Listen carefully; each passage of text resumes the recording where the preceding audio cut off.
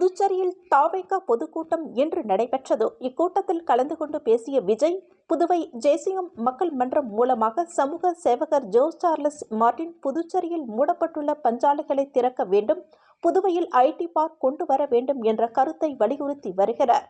சமூக சேவகர் Jose Charles Martin இவரது கருத்துக்களுக்கு வலு சேர்க்கும் விதமாக இன்று தமிழக வெற்றிக் கழக பொதுக்கூட்டத்தில் உரையாற்றிய விஜய், புதுச்சேரியில் மூடி கிடக்கும் ஆலைகளை திறக்க வேண்டும், புதுச்சேரியில் ஐடி பார்க் கொண்டு வர வேண்டும் என்ற இத்தகைய கருத்தை முன்வைத்து சார்லஸ் மார்டின் கருத்திற்கு மேலும் வலு சேர்த்துள்ளார்.